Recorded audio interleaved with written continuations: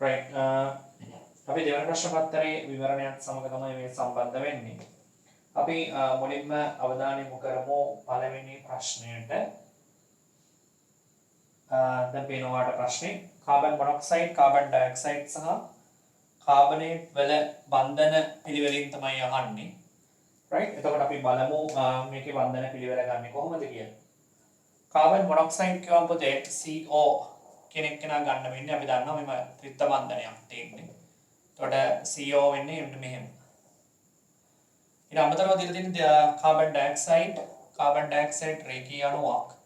ඒතර ඔන්නෝම තමයි ඒක එන්න ඕනේ. හරි කාබන් ඩයොක්සයිඩ් මෙහෙම නෙන්නේ. ඊට පස්සේ කාබනේට් ගත්තොත් H2CO3 අම්ලයේ ඔක්සිජන් ආයනය ඔන්නෝම එන්නේ. එතකොට මේකේ ෆයි ලක්ෂණ විදියට ගත්තොත් මෙතන ෆයි බන්ධන දෙකක් තියෙනවානේ. ෆයි බන්ධන දෙකක් තියෙනවා. එතකොට අපි ඒකට 2 කියමු. මෙතනත් එක CO බන්ධනයක් ගත්තාම තියෙන එක ෆයි බන්ධනය. මෙතනත් එක CO බන්ධනයක් සැලකුවම ෆයි බන්ධන දෙකක් තියෙනවා. මෙතන අපිට පේනවා ෆයි බන්ධනයක් 3 දෙනෙක් අතර පැතිරෙන්න පුළුවන්. එක ෆයි බන්ධනයක් 3 දෙනෙක් අතර පැතිරෙනවා කියන්නේ ෆයි බෙදීම 3යි. එතකොට ෆයි ලක්ෂණය වැඩි වෙන්න බන්ධන දිග අඩු වෙනවා. එතකොට ෆයි ලක්ෂණ වැඩිම කාබන් මොනොක්සයිඩ් යනවා බන්ධන දිග අඩුම CO වෙන්න ඕන. ඊට පස්සේ ෆයි ලක්ෂණ වැඩි කාබන් ඩයොක්සයිඩ් වල. හරි. ඊට පස්සේ වැඩි වෙන්නේ කාබනේට් වල. ඒ අනුව පළවෙනි ප්‍රශ්නෙට පිළිතුරු අංක 1 වෙන්න ඕනේ. ඊළඟට අපි යමු දෙවෙනි ගැටලුවට. දෙවෙනි එක අහලා තියෙන්නේ එක්තරා විද්‍යුත් චුම්බක විකිරණයක ෆෝටෝනයක ශක්තිය දීලා තියෙනවා. ඒතර ෆෝටෝනයක ශක්තිය දීලා තරංගායාමීය කීයද කියලා අහලා තියෙන්නේ. ඉතින් තාම සරල ප්‍රශ්නයක්. ෆෝටෝනයක ශක්තිය දුන්නා නම් ෆෝටෝනයක ශක්තිය E = h mu ගෙන් ලැබෙන්නේ. එතකොට mu කියන්නේ පුතේ c බෙදීම ලැම්ඩා බව දන්නවා. ඒ අනුව E = c බෙදීම ලැම්ඩා දෙන්නේ. මෙතනට ආදේශ කරන්න ෆෝටෝන එකක ශක්තිය 4.85 10⁻19 ජූල්. එතකොට H ප්ලාන්ක් නියතය 6.63 10⁻34 ජූල් තප්පර. C 3 වැඩි කිරීම 10 8යි ms ඍණ 1 වාට ලැම්ඩා හොයන්න තියෙන්නේ. එතන මෙතන ලැම්ඩා මීටර වලින් එන්නේ. එතන මීටර වලින් එන උත්තරයක් එන්නේ. මෙතන එන්න ඕනේ පුතේ ඔයාට 410ක 10 9න් වැඩි කරලා නැනෝමීටර් කරන්න. එතකොට පිළිතුරු අංක 4. පිළිතුරු අංක 4 තමයි මේකේ එන්න ඕනේ. හරියටම තරංගායාමයෙන්. right okay. ඊට පස්සේ අපි යමු මේකේ තුන්වෙනි ගැටලුවට. තුන්වෙනි ගැටලුව පුතේ තියෙන්නේ CO තියෙනවා, NH3 4ක් තියෙනවා, H2O 2ක් තියෙනවා, ඒත් එක්කම Cl2 තියෙනවා. එතකොට ඔකෙන් අහන්නේ ඔකේ IUPAC නාමය කොහොමද කියලා. ඒක අපිට හදන්න දෙයක් නෑ බලපුවම පේනවා. NH3 4යි කියන්නේ amine 4ක් තියෙනවා. ටෙට්‍රා amine වෙන්න ඕනේ. H2O 2ක් තියෙන නිසා අනිවාර්යයෙන්ම ඩයි ඇක්වා වෙන්න ඕනේ. එතකොට ටෙට්‍රා amine ඩයි ඇක්වා කියන දෙන්නගෙන් ඇල්ෆබෙටික් කෝඩ් එක බැලුවොත් amine කියන එකයි ඇක්වා කියන එකයි දෙකම සිම්පල් A වලින් පටන් ගන්න. හැබැයි ඊළඟ අකුර amine වල තියෙන AM. එතකොට ජලයට එන්නේ AQ ඇක්වා කියවම AQ. එතකොට M එකට තමයි ප්‍රයොරිටි හම් වෙන්නේ Q ට කලින් ඇල්ෆබෙටික් කෝඩ් එක. ඒ නිසා මුලින්ම එන්න ඕනේ amine එක. ඊට පස්සේ තමයි ඇක්වා එක එන්න ඕනේ. ඒක බලපුවම වාට පේනවා. ඒ වගේම මෙතන කොපර් ඉන්නේ. කීවෙනි ඔක්සිකරණ අංකයේද කියන එක චුට්ටක් බලා ගන්න වෙනවා. කොපර් ඉන්නේ කීවෙනි ඔක්සිකරණ අංකයේද කියන එක. එතකොට අපි චුට්ටක් බැලුවොත් මේකේ කොපර් ඉන්නවා CO NH3 4ක් තියෙනවා. H2O 2ක් එක්ක Cl2 තියෙන පොතේ. හරි. එතකොට මේකේ Cl2 තියෙනවා කියන්නේ ඍණ 1යි. මෙතන ඔක්සිකරණ අංකය ගත්තොත් ඍණ 1යි. එතකොට ඍණ 1 වරක් 2 ඍණ 2ක් වෙනවා. එතකොට එතන ඍණ 2ක් හැදෙනවා නම් මෙයා අනිවාර්යෙන් 2+ වෙනවා. එතකොට ජලය අපි දන්නවා බිඳුවයි. එනේ ජලයේ අපි මෙතන කියන්නේ ඔක්සිකරණ අංකය ඔක්සිඩේෂන් නම්බර් එක 0. සංගත සංකීර්ණ කෝඩිනේෂන් කම්පවුන්ඩ් එක විදිහට ගත්තම 0. උදාසීන.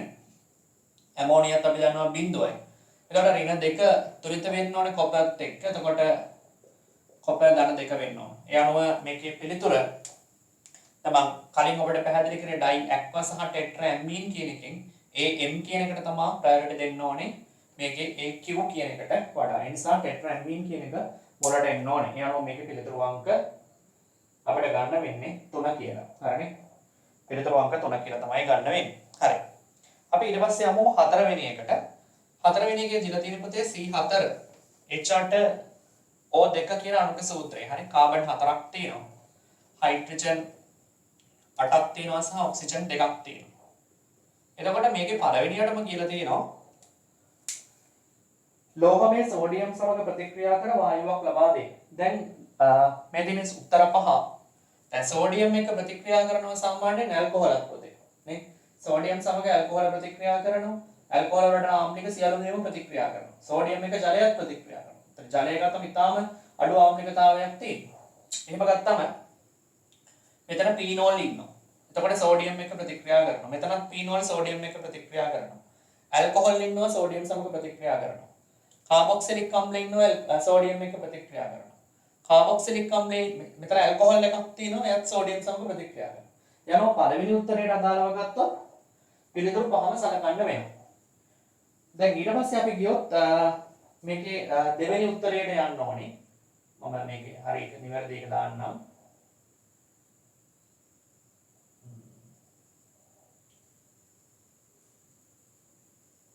හරි. දැන් හොඳට බලන්න. ලෝහමය සෝඩියම් සමග ප්‍රතික්‍රියා කරයි කියලා කිව්වම ඔන්න ඔය උත්තර පහ තමයි දීලා තිබුණේ. ඒතර මේ උත්තර පහෙන් ලෝහමය සෝඩියම් සමග ප්‍රතික්‍රියා කරන උත්තර පහම. ඒකට හේතුව පළවෙනි එකේ පීනෝල් පැවතීම, දෙවෙනි එකේ පීනෝල් පැවතීම, තුන්වෙනි එකේ ඇල්කොහොල් එකක් තියෙනවා.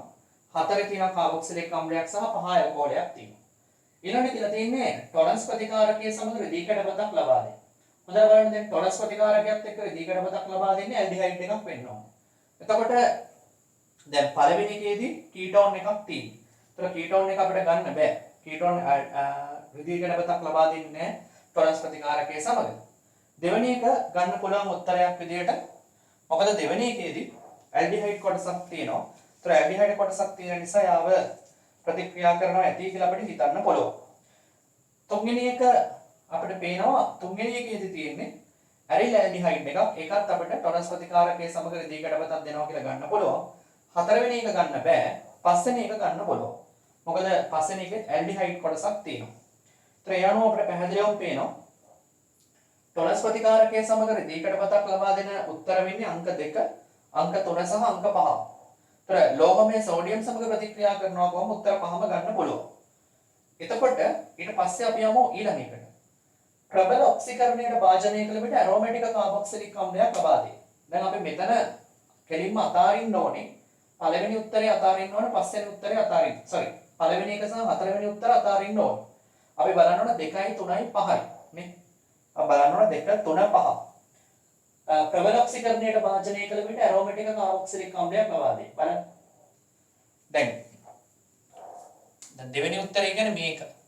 තුන්වෙනි උත්තරේ මේක. හතර ගන්න බෑ. 5. මොකද උඩ ප්‍රකාශන වලින් 1යි 4යි ඉවත් කරන්න පුළුවන්. මේක H+KMnO4 වගේ ප්‍රබල ඔක්සිකාරකයක් සමග ප්‍රතික්‍රියා කෙරෙව්වොත්. හරි මේ වගේ ප්‍රතිකාරකයක් සමග ප්‍රතික්‍රියා කෙරෙව්වොත් දැන් මෙතන තියෙන්නේ CH2 ගෙන් කනෙක්ට් වෙලා තියෙන්නේ. ඒ කියන්නේ පොතේ OH කොටසට මොකුත් වෙන්නේ නැහැ. මෙන්න මේ කොටස කාබොක්සිලික් අම්ලයක් බවට පත් වෙනවා. හරි.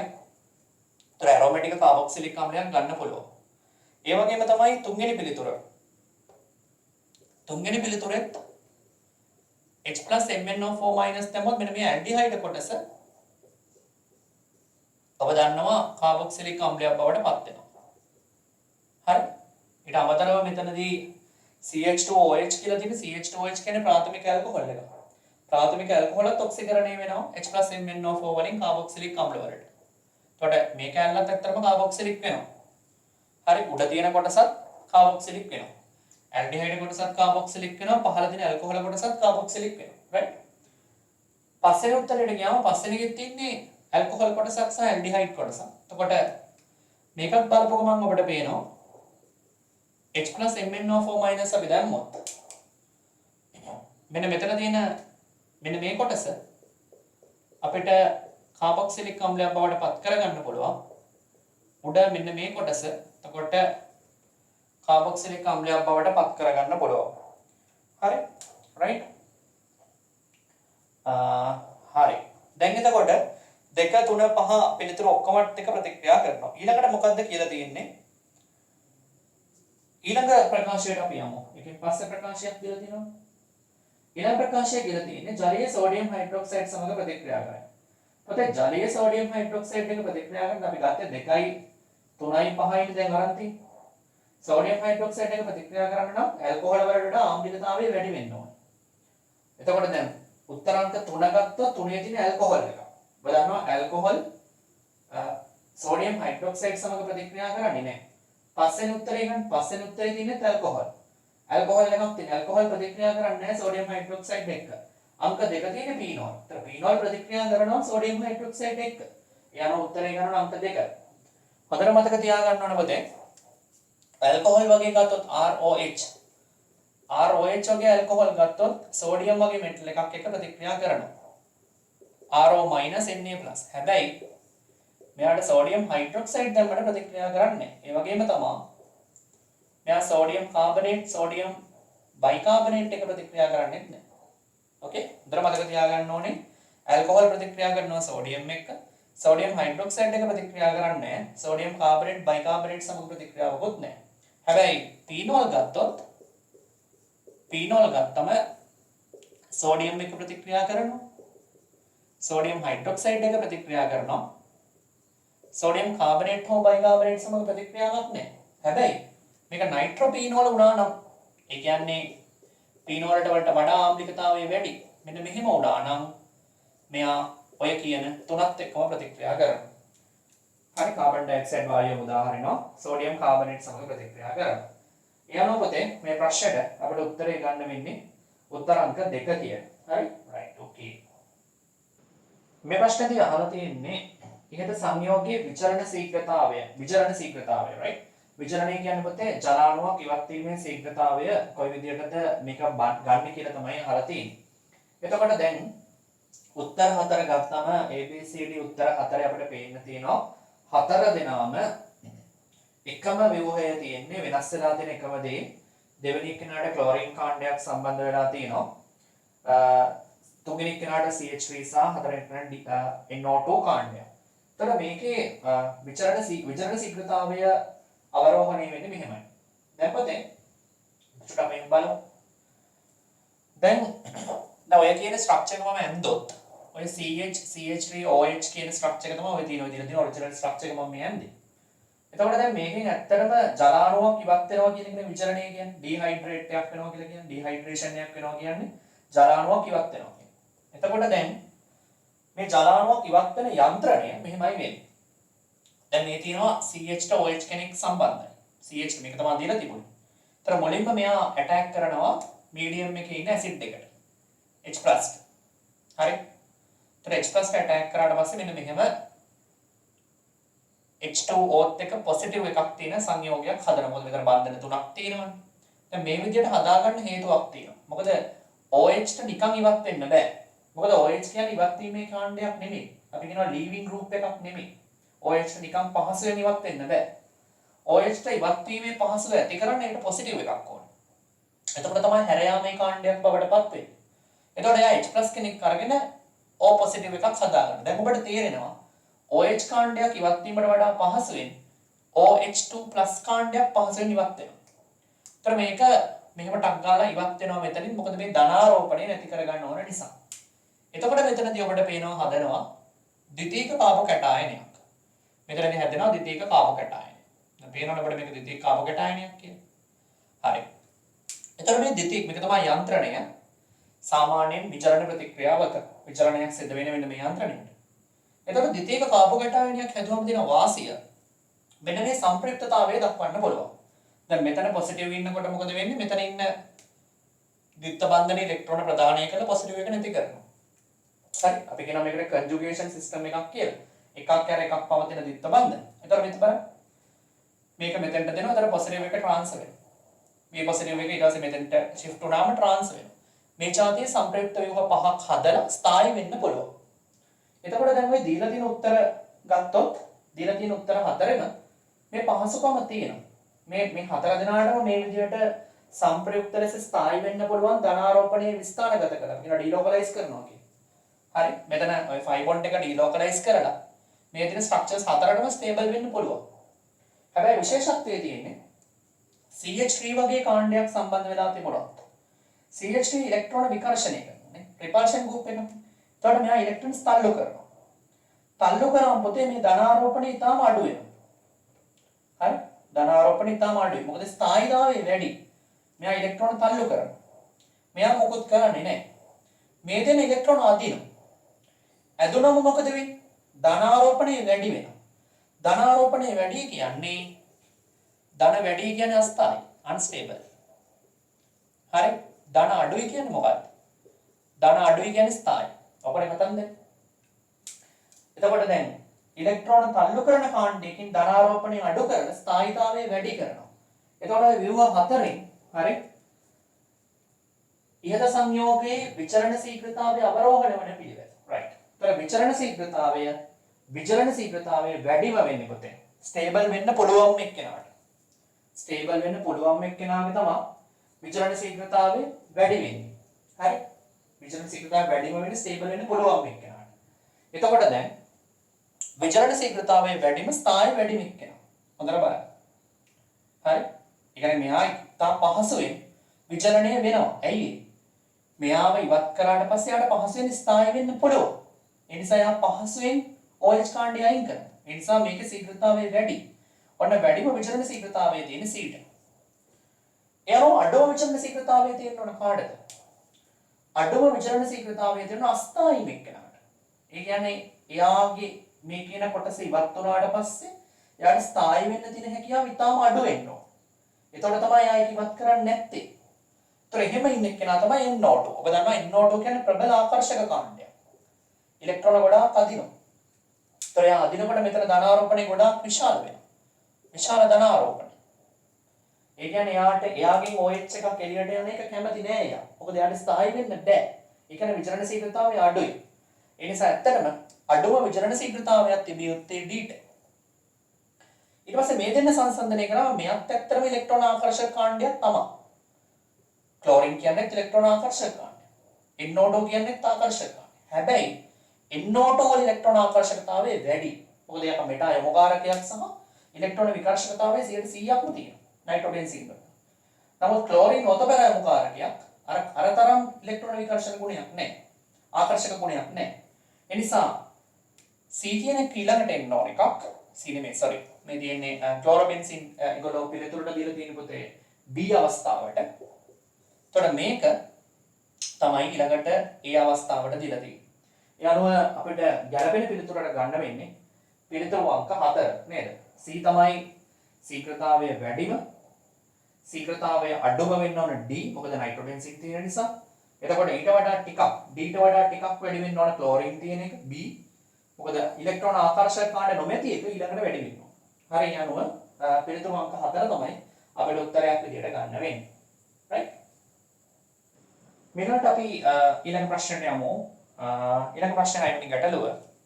6 වෙනි ගැටලුවේදී කියලා තියෙන එක තරමක් දීර්ඝ ගැටලුවක්. සහ කාබනික රසායනයේ දැන් විශාල දැනුමක් පරීක්ෂා කරන ගැටලුවක්. X නම් වූ ඇරෝමැටික් කාබනික සංයෝගය සෝඩියම් හයිඩ්‍රොක්සයිඩ් සමග උණුසුම් කරාම ඇමෝනියා පිට වුණාලු. මොකද දැන් සෝඩියම් හයිඩ්‍රොක්සයිඩ් එක උණුසුම් කරනවා කියුවාම ඉතාම වැදගත් අපිට මේ සෝඩියම් හයිඩ්‍රොක්සයිඩ් සමග උණුසුම් කරනවා කියන්නේ ජල විච්ඡේදන ප්‍රතික්‍රියාව. ඊට පස්සේ ලැබෙන ද්‍රාවණයට තරු HCl අම්ලය එකතු කරාම සුදු අවක්ෂේපයක් ලැබෙනවා. අපි මේ පළවෙනි වාක්‍යය මුලින් බලමු. සෝඩියම් හයිඩ්‍රොක්සයිඩ් සමග උණුසුම් කරාට පස්සේ ඇමෝනියා පිට කරන්නත් ඕනේ. ඊට අමතරව ලැබෙන ද්‍රාවණයට තරු HCl එකතු කරාට පස්සේ සුදු අවක්ෂේපයක් ලැබෙන්නත් ඕනේ.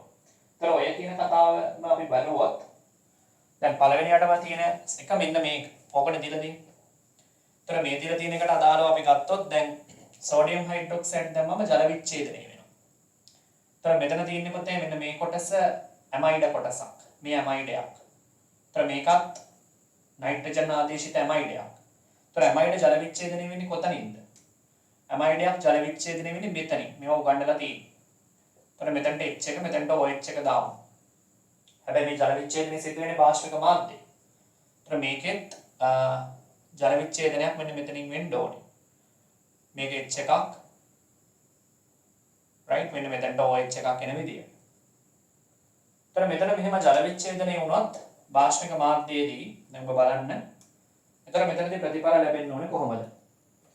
මෙතනදී C2H5 ලැබෙන්න ඕනේ C double bond O එකක් තියෙනවා. එතකොට මෙන්න මෙතෙන්ට OH කොටස සම්බන්ධ වෙන්න ඕන. හැබැයි දැන් OH ලියන්න බෑ. මාධ්‍ය භාෂ්මිකයි. එහෙනම් ලියන්න ඕනේ මොකක්ද? O Na+. භාෂ්මික මාධ්‍යයේ සෝඩියම් හයිඩ්‍රොක්සයිඩ් නේ දැන් වෙන්නේ ජල විච්ඡේදනයේම තමයි. ඒතර මේ පැත්තට H එකක් යනවා. මේ පැත්තට H එකක් යනවා. එතකොට ඒකේ NH2 වෙනවා. හරිනේ. H එක මෙතෙන්ට ගියාම NH2. මාධ්‍ය භාෂ්මික නිසා මෙහෙමම ලියන්න පුළුවන්. එතකොට මේකේ අනිත් පැත්තට දැන් උන රින් එකක් තියෙනවා. එතකොට මේකෙත් පොතේ සීරීත්ත බන්ධනයේ ඔක්සිජන් OH ආවට මේක O- Na+ වෙන්න ඕන. OH කියලා ලියන්න බෑ. මාධ්‍ය භාෂ්මික. මේ H මෙයා ගත්තට පස්සේ ඇමෝනියා පිට වෙනවා. හරිනේ. ඔන්න පළවෙනි උත්තරයට අදාළව ගත්තොත් වෙන දෙයක්. එතකොට මෙතනදී මෙන්න මෙයා වලින් හැදෙන්න ඕනේ. H එක මෙයා ගත්තම NH2ත් එක්ක රින් එකත් එක්ක CO O- Na+ එක ඇමෝනියා පිටවීමක් තියෙනවා. ඇමෝනියා පිටවීමක් තියෙනවා. දැන් තරක HCl දැම්මම මොකද වෙන්නේ? ඔතන දැන් HCl දැම්ම කියලා කියන්නේ HCl දැම්මම මෙන්න මෙතනදී මේකට HCl දැම්මොත් C2H5CO O- Na+ කියන එක OH එක. ඒක හරි. හරි.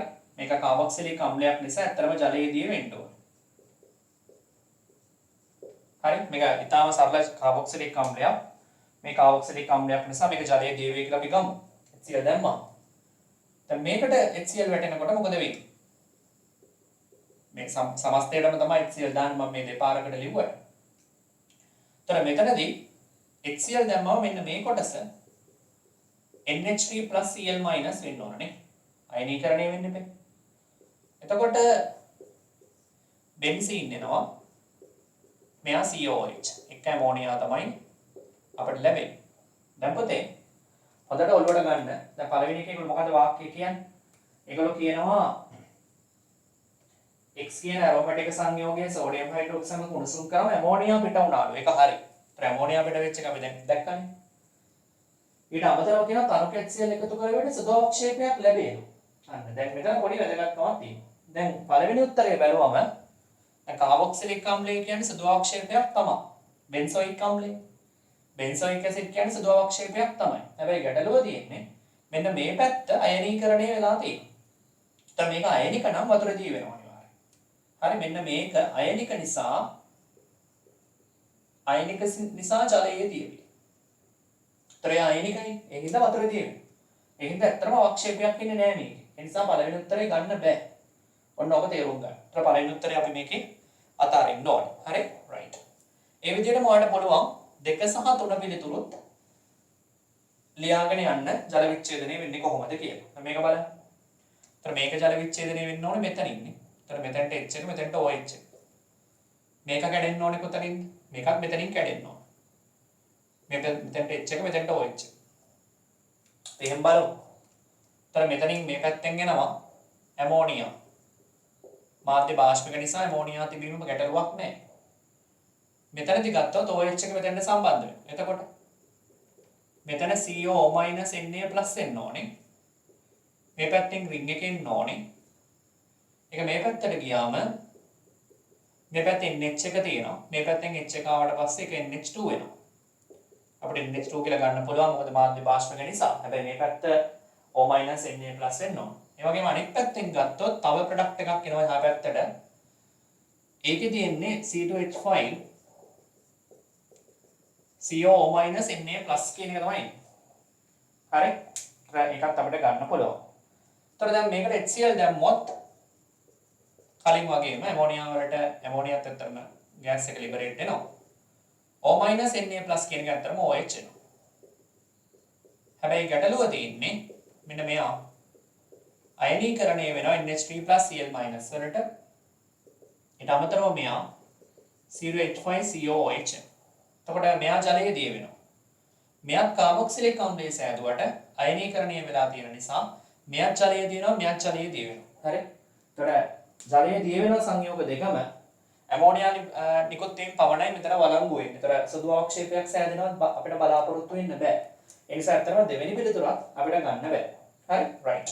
අන්න එහෙමයි දෙවෙනි පිළිතුර අපි ඉවත් කරන්න ඕනේ. ඊළඟට අපි යමු තුන්වෙනි උත්තරයට.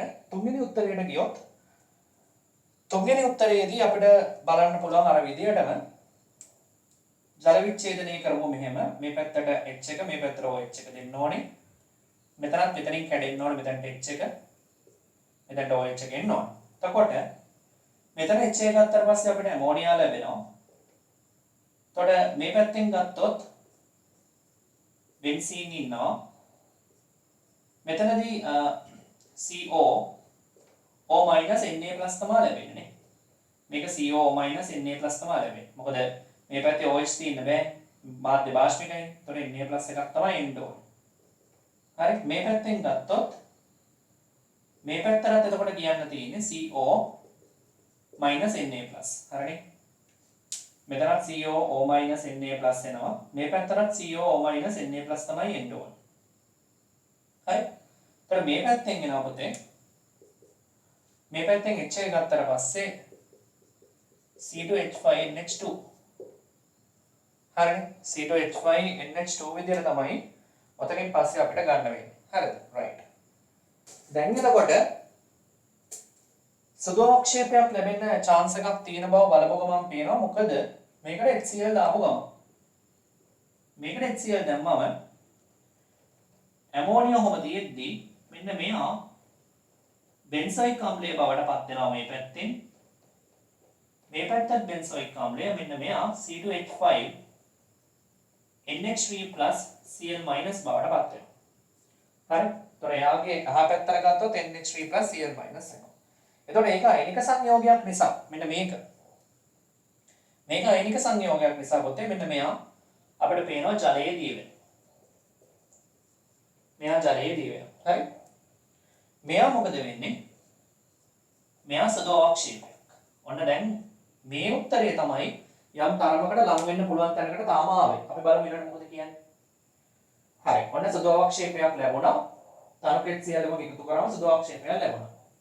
අවක්ෂේපයේ පෙර ඉවත් කර පෙරණයට නැවත සෝඩියම් හයිඩ්‍රොක්සයිඩ් එකතු කළ විට ඇමෝනියා පිට නොවන නමුත් NaO2HCl එකතු කළ විට N2 පිට කරයි. right. දැන් පුතේ දැන් ලැබුණු ප්‍රතිඵල දෙක බැලුවොත් මෙන්න මෙයා. හරි මෙන්න මේක තමයි ප්‍රතිඵල දෙක. ඒතර ඇමෝනියම් ලවණයක් අපිට ලැබිලා තියෙනවා. NH3+ Cl-. right? හරි. දැන් අපිට අවක්ෂේපය වැඩන්නේ අවක්ෂේපය පෙරලා අරගෙන තියෙනවා. අවක්ෂේපය පෙරලා ගත්තා කියන්නේ මෙන්න මෙයා තමයි දැන් පෙරණේ ඉන්නේ. ඒතර මම මේක පොඩ්ඩක් උඩට ගත්තොත් මේකට දානවා සෝඩියම් හයිඩ්‍රොක්සයිඩ්. ඒතර මේකට සෝඩියම් හයිඩ්‍රොක්සයිඩ් දැම්මොත් මොකද වෙන්න පුළුවන්? OH- නේ තියෙන්නේ. ඒතර මෙතන H එකක් එයා ගන්නවා. බෂ්මයේ විසින් H එකක් අරගන්නවා ඊට පස්සේ ජලය හදනවා. ඒතර මෙතන වෙන්නේ C2H5NH2 ප්‍රාථමික ඇමීනියක් තමයි සාදනවා. ඒක තර්කානුකූලව හිතන්නේ මෙහෙමයි. දැන් NH3+ නේ තියෙන්නේ පුතේ. දැන් මෙහෙමනේ තියෙන්නේ. C2H5NH3+ කියන්නේ මෙහෙම තියෙන්නේ. ඔන්න ඔහොම තියෙන්නේ. හරි?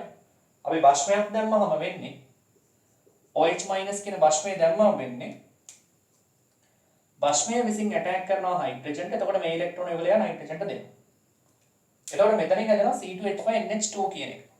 මෙතනින් OH අරගෙන ජලය සාදලා යනවා. Cl- වෙනම ඉන්නවා.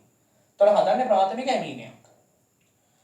එතකොට දැන් පොතේ ප්‍රාථමික ඇමීනියක් හැදුනම ඇමෝනියා පිට වෙන්නේ නැහැලු. ඒගොල්ලෝ කියන්නේ සෝඩියම් හයිඩ්‍රොක්සයිඩ් දැම්මම ඇමෝනියා පිට වෙන්නේ නැහැලු. ඒක ඇත්ත. ඇමෝනියා පිට වෙන්නේ නැහැ නේද? හැබැයි මේකට HNO2 දැම්මම HNO2 කියන්නේ මොකක්ද? HNO2 කියන්නේ පොතේ NaNO2HCl. මේක දැම්මම ඇමෝනියා පිට නොවනට නයිට්‍රජන් පිට වෙනවා. නයිට්‍රජන් පිට වෙනවා. ඇත්තනේ ප්‍රාථමික ඇමීන වලින් HNO2 මේ අපි උගන්වලා තියෙනවා පන්තියේදී. HNO2 කියන එක ස්ට්‍රක්චර් එක අපි ගත්තොත් මෙතනම N එකක් දෙන්නේ. මේ පැත්තේ මේක OH කියලා අපි ගමු. මෙහෙම.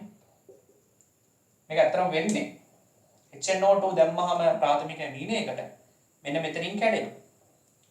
ඒ වගේම මෙතනින් කැඩෙනවා. හරි? අපිට ලේසි මතක තියාගන්න. ඒතර C2H5OH එක ගියාම හදනවා ඇල්කොහොල් එකක්. C2H5OH. නයිට්‍රජන් දෙන්නගෙන් N2 ගෑස් එක පිට වෙනවා. ඊට අමතරව H2Oත් එක්ක හැදෙනවා H2O. හරි. එතකොට දැන් ඔය කියන විදිහට ඊටාම හොඳින් ගැලපෙනවා පිළිතුරු අංක 3 N2 පිට කරනවා නම් NaNO2HCl එක්ක ඇමෝනියා පිට වෙන්නේ නැත්තම් X සඳහා වඩාත්ම ගැලපෙන පිළිතුර විදිහට ඔන්න දැන් අපිට හම්බ වෙනවා පිළිතුරු අංක 3. පිළිතුරු අංක 3 දී දැන් ඔය කියන සියලුම දේ ගැලපිලා තියෙනවා. හරි right. දැන් ඔයාලට පුළුවන් පිළිතුරු අංක 4 සහ 5ත් උත්සාහ කරන්න. පිළිතුරු අංක 4 5 උත්සාහ කරනකොටත් ඔයාලට තේරෙයි 4 වෙනි පිළිතුරත් මම ඒක කරන්න යන්නේ නැහැ. දැන් ඔයාලට පුළුවන් තනියෙන් try කරන්න. 4 වෙනි උත්තරෙත් නයිට්‍රජන් පිටවීමක් සිද්ධ වෙන්නේ නැති හින්දා තමයි අපි 4 වෙනි උත්තරේ ගන්න ඕනේ අන්තිම පිළිතුර. මෙතෙන්ට වෙනකම්ම ගන්න. මෙතෙන්ට වෙනකම් එනවා. නමුත් මෙතනින් පස්සේ එන ප්‍රොඩක්ට් එකට නයිට්‍රජන් පිටවීමක් සිද්ධ වෙන්නේ නැහැ. ඉඳලා බලන්න. මම ඔක්කොම කරන්න යන්නේ නැහැ. ඔබත් උත්සාහ කළ යුතුයි. නයිට්‍රජන් පිට වෙන්නේ නැහැ. හරි. පස්වෙනි පිළිතුරේ ගත්තොත් පස්වෙනි පිළිතුරේදී තියෙන ප්‍රශ්නේ අන්තිමට එන්නේ ඇල්කොහොල් එකක් C2H5OH. ඇල්කොහොල් එකකින් නයිට්‍රජන් පිට වෙන්නේ නැහැ. ඒතකොට නයිට්‍රජන් පිට වෙන්නේ පුතේ හොඳට මතක තියාගන්න. N2 පිට කරන්න ප්‍රාථමික ඇමීනියක් තියෙනවා. ප්‍රාථමික ඇමීනියක් තමයි N2 පිට කරන්නේ HNO2 දැම්මම. NaNO2HCl එක්ක HNO2 දැම්මම N2 පිට කරන්නේ ප්‍රාථමික ඇමීන. ඒක හොඳට මතක තියාගන්න. right? okay. හරි. ඉතින් අපි සාකච්ඡා කරලා අවසන් කළේ ප්‍රශ්න අංක 6. ඊළඟට අපි අවධානය යොමු කරමු ප්‍රශ්න අංක 7ට. ප්‍රශ්න අංක 7 ඉතාම සරල ප්‍රශ්නයක්. A2B4 තාපයෝජනයේ දීලා තිනවා. ඉතින් ආරම්භක සාන්ද්‍රණ දීලා ආරම්භක ශීඝ්‍රතාව හොයා දීලා තියෙනවා. ඉතින් දෙකක් දීලා ශීඝ්‍රතා නියතය අහනවා. ශීඝ්‍රතා නියතය හොයන්න කලින් අපි පෙළ හොයන්න ඉන්න බෑ පුතේ. අපි ශීඝ්‍රතා නියතය හොයන්න කලින් පෙළ හොයන්න ඕනේ. ඒ නිසා මුලින්ම අපි සමීකරණ දෙකක් ගොඩනගනවා. සමීකරණ දෙකක් ගොඩනගලා බෙදලා පෙළ හොයනවා. මොකද ආරම්භක ශීඝ්‍රතාව දන්න නිසා. ඊට පස්සේ කැමති එකකට ආදේශ කළා ශීඝ්‍රතා නියතය කියන්නේ K. Kව ගණනය කරන්න පුළුවන්. අපි මේ විදිහට කරාම මේක ලැබෙනවා. ඉක්මනට කරාම මේක වෙලා ගන්න අමාරු නිසා අපරාධේ. එතකොට මේක තමයි ශීඝ්‍රතා සමීකරණය. ප්‍රතික්‍රියකයේ දාලා ලියන්න ඕන පුතේ. එතකොට ප්‍රතික්‍රියකයේ දාලා ලියුවම මෙහෙම එනවා. දීලා තියෙන දත්ත ආදේශ කරනවා ශීඝ්‍රතා දෙකට ආරම්භක සාන්ද්‍රණ දෙක දානවා. සමීකරණ දෙක බෙදනවා. හරි. 6 බෙදීම දෙක නෙමෙයි තියෙන්නේ 10 රින් 3ක්. හොඳයි. එතකොට දශම 6 බෙදීම දෙක දශම 3යි. මෙතනත් 2.4 8න් බෙදුවම දශම 3යි. එතකොට දශම 3 x වෙනි බලය ගැන x සමාන 1යි. එකට ආදේශ කරන්න තියෙන. එතකොට අපිට එනවා 0.2.5 කියලා කියන අවසාන උත්තරේ. උත්තරාංක 5 තමයි අපිට ගන්න පුළුවන්. ඊළඟ ප්‍රශ්නය තරමක් තර්කානුකූල ගැටලුවක්. හොඳට කියවන්න ඕනේ එක. Br2 gas සහ Br2 liquid හි සම්මත එන්ට්‍රෝපිය පිළිවෙලින් දීලා තිනවා 58.6යි 36.4යි. මොන අතර බ්‍රෝමීන් 331.7යි කෙල්වින් හිදී නටයි. ඒ කියන්නේ ඒක තමයි තාපාංකය. එතකොට Br2 ගේ සම්මත උත්පාදන එන්තල්පිය කිලෝජූල් මෝලයට වලින් තමයි අහන්නේ. right. ඒතර ඒ වගේ අවස්ථාවක පුතේ දැන් කියන්නේ දැන් මේ ගානේ කියලා තියෙන විදිහට ගත්තොත් බ්‍රෝමීන් නටන උෂ්ණත්වය කියලා කියන්නේ පුතේ තාපාංකයෙන්. නටන උෂ්ණත්වය කියලා කියන්නේ තාපාංකය. ලික්විඩ් එක ගෑස් වෙනවා. හරි. ඒතර මේක අනිවාර්යෙන් එන්ට්‍රෝපිය වැඩි වෙනවා. මොකද ලික්විඩ් එකේ ඉඳන් ගෑස් කියන්නේ අහඹතාවයේ වැඩි වායුමය අවස්ථාව. ඒතර එන්ට්‍රෝපි පරිණාමය අපිට ඇත්තටම ගණනය කරන්න පුළුවන්. එන්ට්‍රෝපි පරිණාමය දෙනවා ඩෙල්ටා S. ඩෙල්ටා S එක අපි ගන්නේ අපි ගමු ප්‍රතිඵල.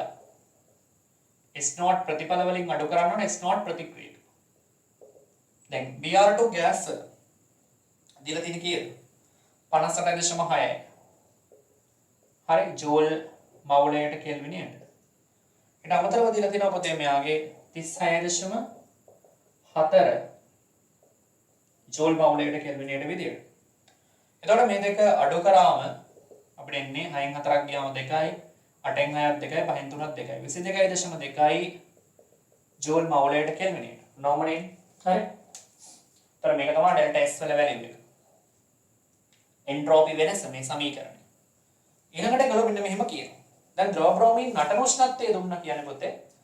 හොඳට මතක තියාගන්න. තාපාංකයේදී ගිබ්ස් ශක්තිය බිඳුවයි. අවස්ථා විපර්යාසයක් නේ සිද්ධ වෙන්නේ. ටේස් එක ට්‍රාන්ස්ෆර් වෙනවා.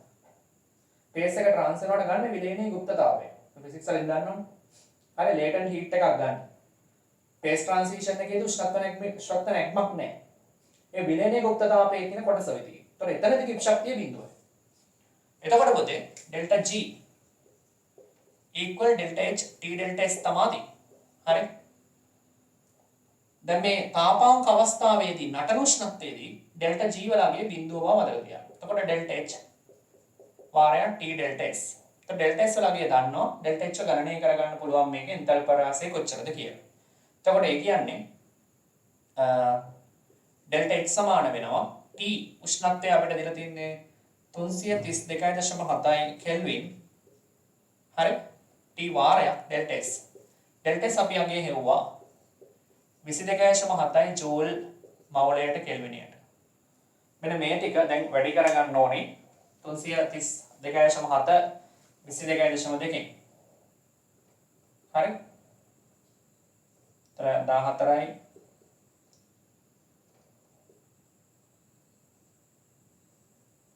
හරිනේ. එතකොට නෝම එකක් එන්නේ 4යි 9යි 5 9යි 15යි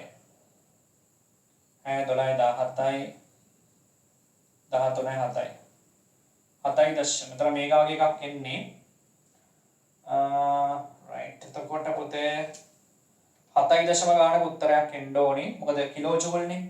මේක ජූල් නේ තියෙන්නේ. දැන් මෙතන දශම ස්ථාන දෙන්න ඕනේ. මෙතන දශම ස්ථාන 1යි මෙතන දශම ස්ථාන 2ක්. එතකොට දෙකක් දුන්නාම තියෙන්නේ ජූල් වලින්. කිලෝ ජූල් කරද්දි තව 3ක් එන්න ඕනේ. එතකොට 7.3 ගානක උත්තරයක් කියන්නේ ආසන වශයෙන් 7.4 තමයි උත්තරයට ගන්න වෙන්නේ. එතකොට එතනදී 7.4 එන්න හේතුව මේකයි. දැන් මේ ගත්තේ මොකද්ද?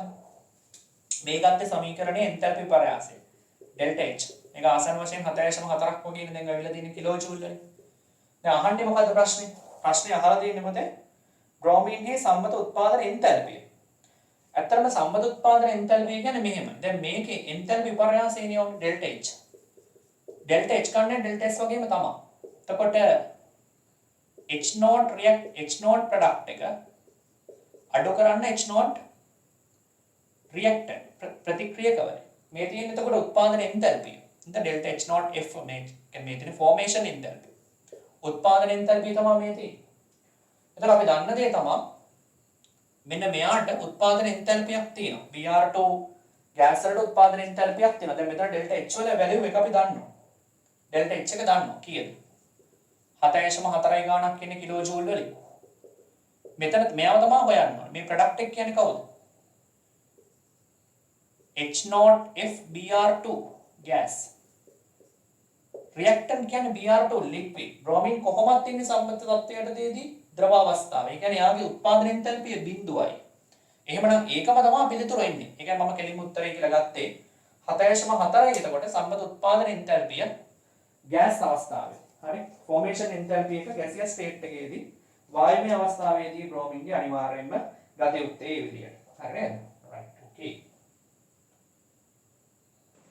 ඊළඟ ප්‍රශ්නයට ගියොත් ඊළඟ ප්‍රශ්නේ පුතේ කියලා තියෙන්නේ A 2B C D කියන එක මූලික ප්‍රතික්‍රියාවක් කියලා තියෙනවා. එක්තරා පරීක්ෂණයකදී A සහ B වල ආරම්භක ආංශික පීඩන පිළිවෙලින් 6 වැඩි කිරීම 10 4 සහ 8 වැඩි කිරීම 10 4 පැස්කල් කියලා තියෙනවා. සියවල ආංශික පීඩනය දීලා තියෙනවා. ප්‍රතික්‍රියාවේ ශීඝ්‍රතාවය ආරම්භක ශීඝ්‍රතාවයට සාපේක්ෂව කොච්චරද කියලා තමයි අහලා තියෙන්නේ. right. okay. එතකොට දැන් ශීඝ්‍රතාවය සම්බන්ධ ගැටලුවක්. එතකොට මේකට අපි ශීඝ්‍රතා සමීකරණය පොඩ්ඩක් අපි මේකට දීලා තියෙන සමීකරණ. එතකොට දැන් සාමාන්‍ය මූලික ප්‍රතික්‍රියාවක් නම් අපි දන්නවා ස්ටොයිකියෝමෙට්‍රිය පෙළ වෙනවානේ. එතකොට අපි නිකන් ලියාගත්තොත් මේකේ R එක එන්න ඕනේ k වාරයක් A වල සාන්ද්‍රණයේ පළවෙනි බලය B වල සාන්ද්‍රණයේ දෙවෙනි බලය ස්ටොයිකියෝමෙට්‍රියට අනුව ගත්තොත් දැන් අපි දන්න දේ තමයි දැන් PV සමානයි nRT නේ. දැන් මෙතන පීඩනනේ දීලා තියෙන සාන්ද්‍රණ නෙමෙයි. ඒතර අපි පීඩනයේ සාන්ද්‍රණ සම්බන්ධයක් ගන්න ඕනේ. ඒතර n v ගෙන් බෙදුවම වෙනවා මේ n එක v ගෙන් බෙදුවම වෙනවා c. P සමානයි CRT. උෂ්ණත්වයේ නියත නිසා පොතේ P සමානුපාතිකයි දැන් c ට. හරි? P සමානුපාතිකයි c ට. එතකොට දැන් අපි මෙතන දාන්නේ ආරම්භක සාන්ද්‍රණ. සාමාන්‍යයෙන් ආරම්භක සාන්ද්‍රණනේ දාන්නේ. එතකොට ආරම්භක සාන්ද්‍රණ වෙනුවට අපිට පුළුවන් ආරම්භක පීඩන දාන්න. ඇයි ඒ? පීඩනයේ සාන්ද්‍රණයට සමානුපාතිකයි උෂ්ණත්වයේ නියත නිසා. ඒ නිසා අපි දීලා තියෙන අවස්ථාවට දාලා පළවෙනියටම දීලා තියෙන පීඩනය ඒගොල්ලෝ A ගේ පීඩනය දෙන්න 6 වැඩි කිරීම 10 4 නේ. එතකොට R අපි සමානුපාතිකය ලියමු. 6 වැඩි කිරීම 10 4යි මේකේ පළවෙනි බලය. B ගේ පීඩනය ඒගොල්ලෝ දීලා තියෙනවා 8 වැඩි කිරීම 10 4. දෙවෙනි බලය. හරිනේ. එතකොට මේක ඔන්න සමීකරණ අංක 1 පළවෙනි අවස්ථාවට අදාළයි. හරි. පළවෙනි අවස්ථාවට අදාළව පීඩනය අපිට ගන්න පුළුවන්. ඒකේ 6 වැඩි කිරීම 10 4 B ගේ 8 වැඩි කිරීම 10 4 වර්ගය.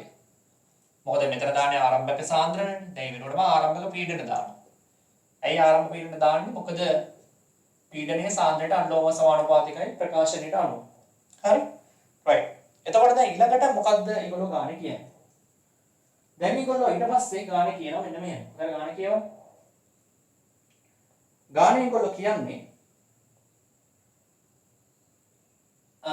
C වල ආංශික පීඩනය 2 වැඩි කිරීම 10 4 පැස්කල් වන විට ප්‍රතික්‍රියාවේ ශීඝ්‍රතාවය ආරම්භක ශීඝ්‍රතාවයට සාපේක්ෂව කොපමණ දීලා අහනවා. හරි.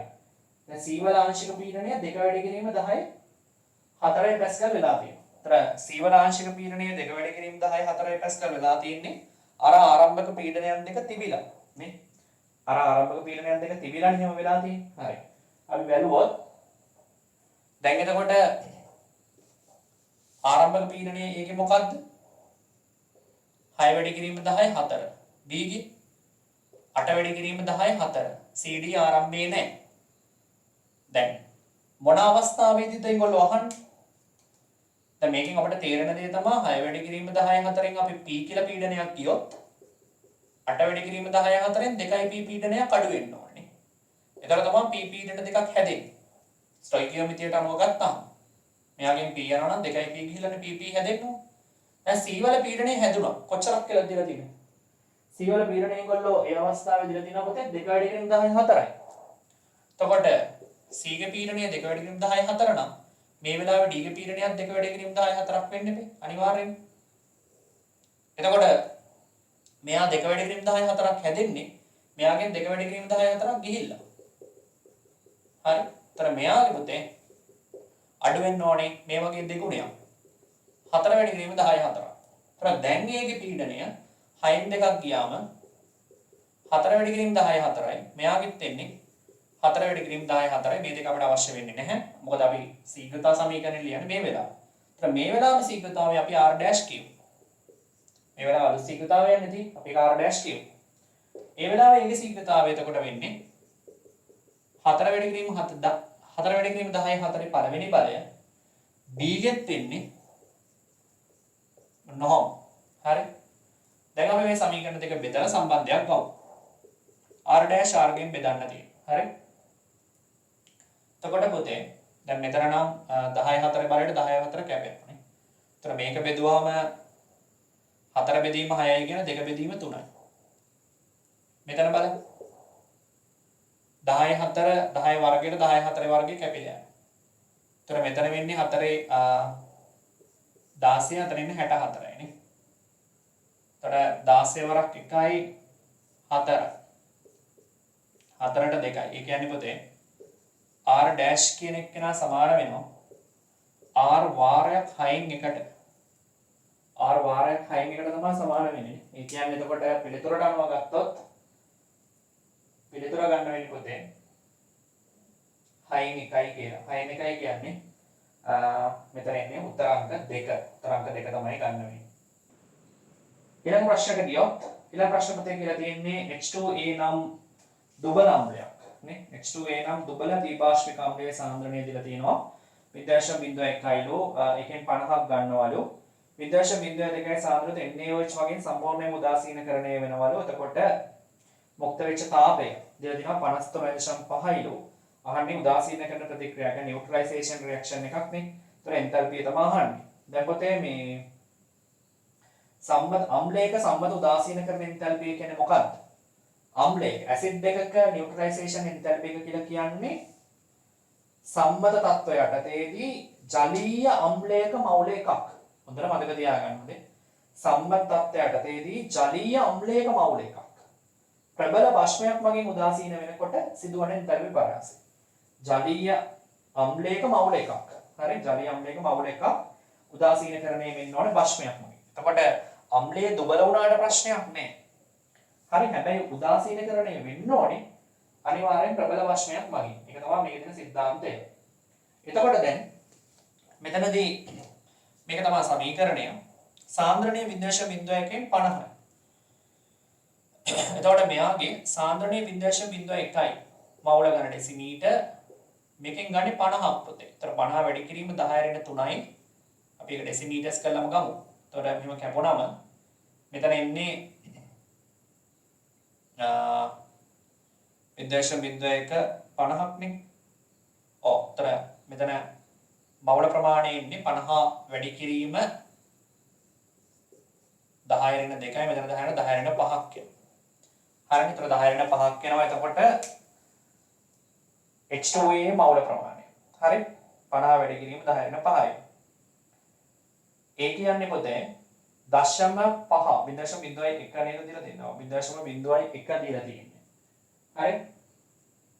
එතකොට අපිට අවශ්‍ය මවුල එකක් උදාසීනකරණය. දැන් මෙතන මවුල 50 වැඩි කිරීම 10^5ක් තියෙනවා.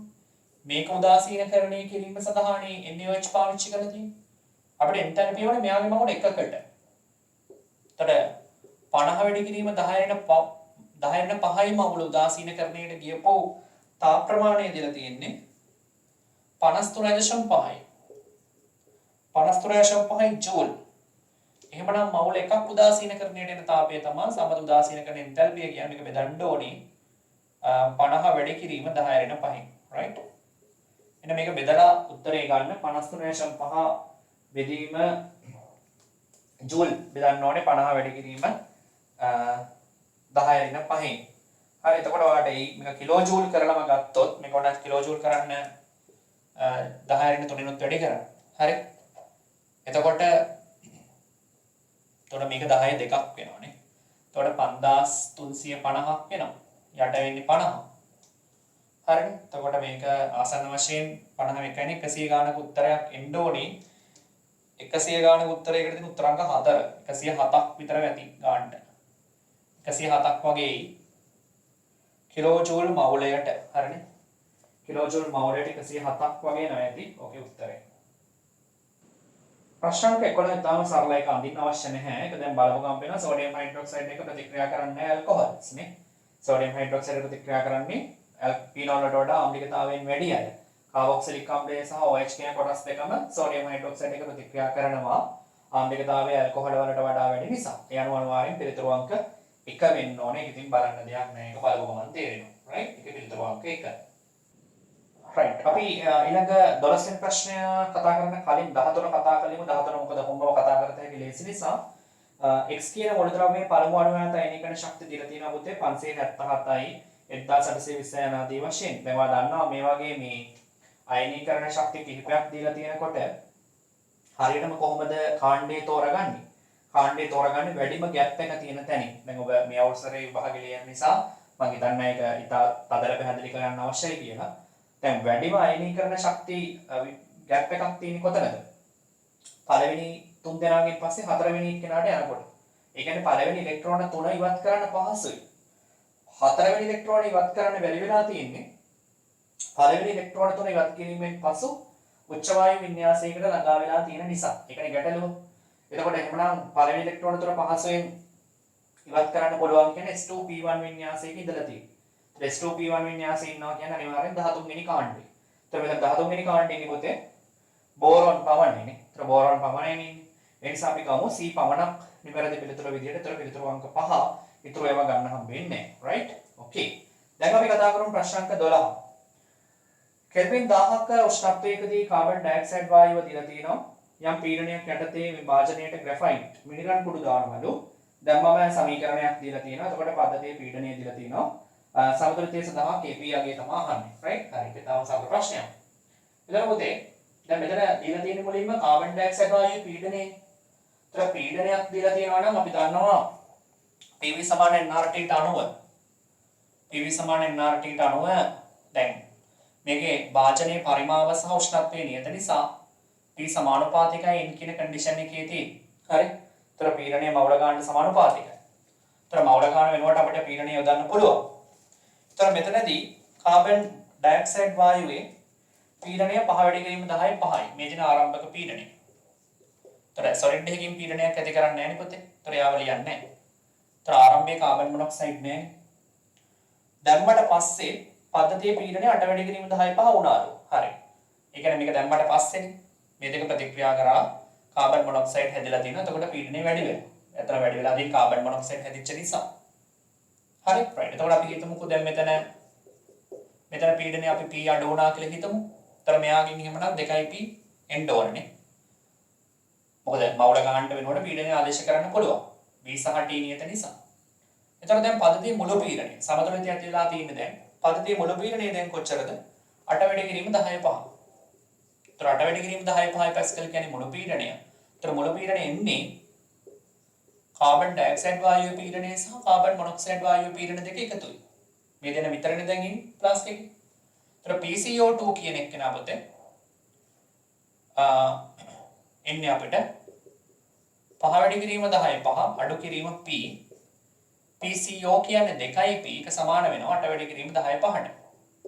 එතකොට මේ දෙක සුළු කරාම එන්නේ P නේ. ඒතර මේක P වෙනවා. ඒතර 8න් 5ක් ගියාම 3යි. ඒතකොට P කියන්නේ කීයද?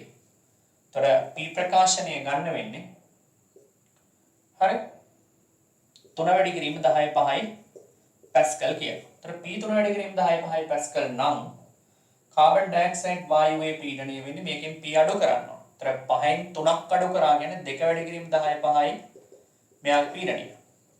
ඒතර කාබන් මොනොක්සයිඩ් පීඩනය මේ වගේ දෙගුණයක්. 6 වැඩි කිරීම 10/5 පැස්කල්. ඒ අනුව Kp කියන්නේ ප්‍රතිඵල බෙදීම ප්‍රතික්‍රියක PCO වල වර්ගපදය බෙදන්න PCO2 වල පළවෙනි බලය. එතකොට Kp ප්‍රකාශනය PCO කියන පොතේ කාබන් මොනොක්සයිඩ්ගේ 6 වැඩි කිරීම 10/5 වර්ගපදයක් එනවා. මෙයා 3 වැඩි කිරීම 10/5. හරි.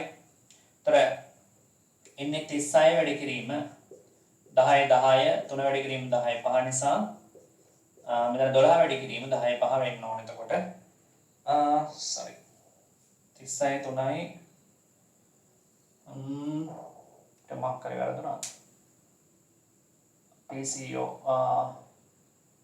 2p ගේ පීඩනය වෙන්න ඕනේ right. මෙතන 2 වැඩි කිරීම 10/5 වෙනවා. sorry 3 නෙමෙයි 2. මෙතන 3 නෙමෙයි 2යි එනවනේ. හරි. එතකොට හරි 18ක් තමයි. 18 වැඩි කිරීම 10/5 තමයි එන්න ඕනේ පිළිතුරට. ඒතර පිළිතුරු අංක 3 තමයි අපිට ගන්න වෙන්නේ. right. හරි. දැන් පේපර් එකේ පුතේ 14 15 ප්‍රශ්න මම කරන්නේ නැහැ. මොකද අයනික සමතුලිතතාවය හා සම්බන්ධයි. අයනික සමතුලිතතාවය හා සම්බන්ධ තාම අපි සිද්ධාන්ත කතා කරලා නැහැ. ඒක කරාට පස්සේ අපි ඒක ගැන සාකච්ඡා කරමු. right. හරි. අපි දැනට යමු ඊළඟට 16 වෙනි ප්‍රශ්නෙට. right. ඒක කියන්නේ පුතේ අම්ලෝත්ප්‍රේරක හමුවේ ෆීල්ඩ් ක්‍රාෆ්ට් ප්‍රතික්‍රියාවට සංසන්දනාත්මකව පහත ප්‍රතික්‍රියාව සිද්ධ වෙයි කියලා ප්‍රතික්‍රියාවක් දීලා තියෙනවා H+ එක්ක. එතකොට මේ ප්‍රොඩක්ට් එක සෑදීම සම්බන්ධයෙන් තමයි අහලා තියෙන්නේ. පුතේ දැන් ඔය තියෙන ෆීඩ් දැන් බෙන්සීන් ප්‍රතික්‍රියා සියල්ලම ඉලෙක්ට්‍රෝෆිලික ආදේශ ප්‍රතික්‍රියා බව වල මතක තියෙනවා. හරි. සාමාන්‍යයෙන් ඉලෙක්ට්‍රෝෆිලික ආදේශ ප්‍රතික්‍රියා දැන් උදාහරණයක් විදිහට බෙන්සීන්.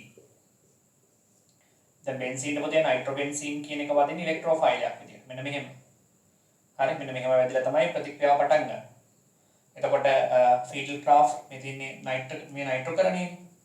ඇල්කයිලේෂන් එක ගත්තොත් CH3. ඒතර CH3 ට මෙහෙම ඇටැක් කරලා ගන්න. ඇසිලේෂන් එක ගත්තොත් COCH3 මෙහෙම ඇටැක් කරලා ගන්න පොසිටිව් එක. ඒ නිසා පිටතින් එන ඉලෙක්ට්‍රෝෆයිලයකට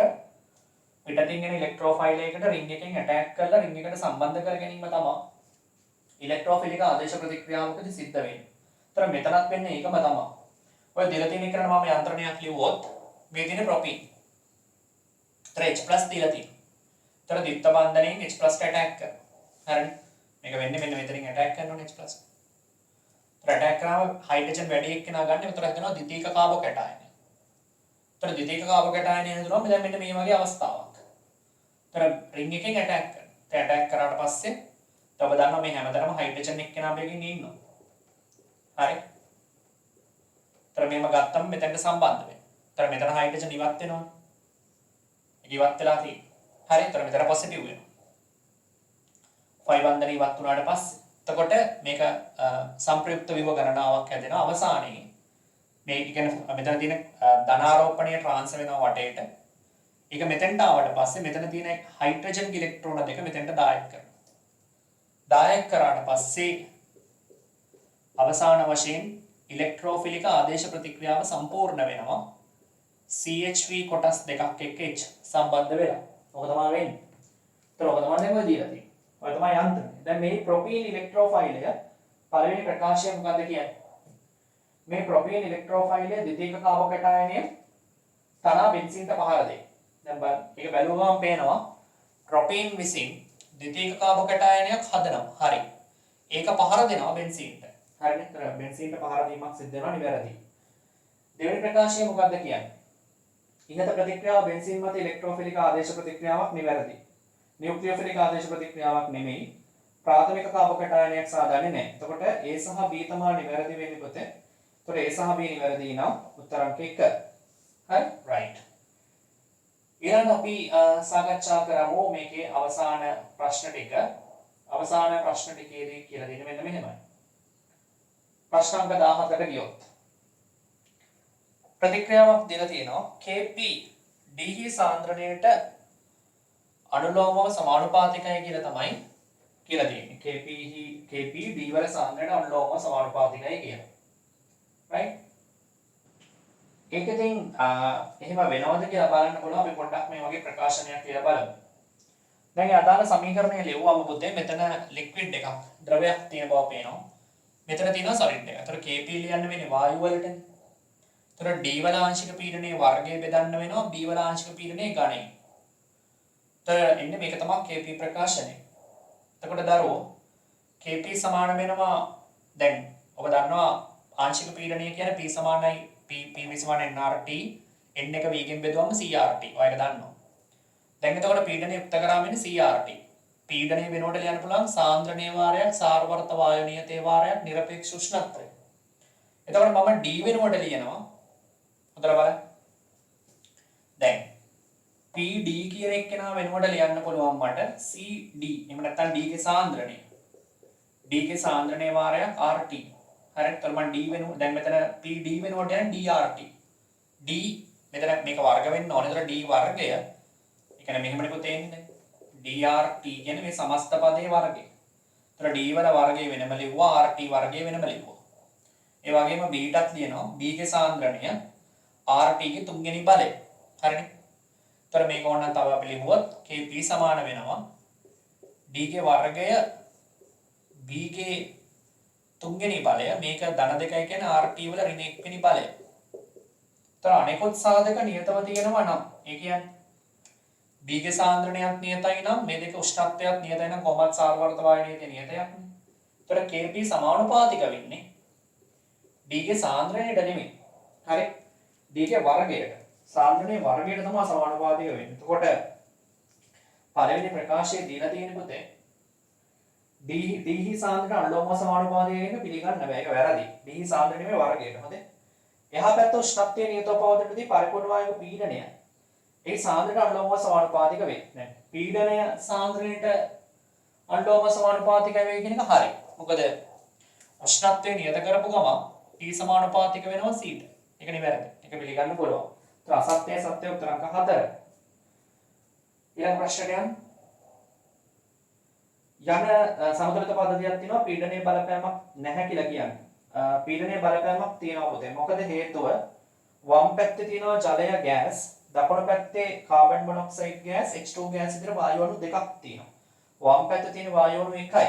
දැන් අපි පීඩනය වැඩි කරොත් අණු අඩු දිශාවට ප්‍රතික්‍රියාව නැඹුරු වෙනවා. ඒතර අපි මේක පීඩනය වැඩි කරොත් එහෙම ජලයේ පැත්තේ අණු අඩුයි. ඒ නිසා ජලයේ පැත්තට ප්‍රතික්‍රියාව නැඹුරු වෙනවා.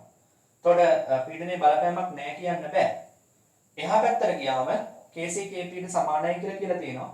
Kc Kp ට සමාන වෙන්නේ නැහැ පුතේ. මොකද ඩෙල්ටා n බිඳුව නෙමෙයි. දකුණු පැත්තේ වායු අණු 2යි, වම් පැත්තේ වායු අණු 1යි. ඒතර දෙකෙන් එකක් අඩු කරාම RT ඩෙල්ටා n කියන එකේ.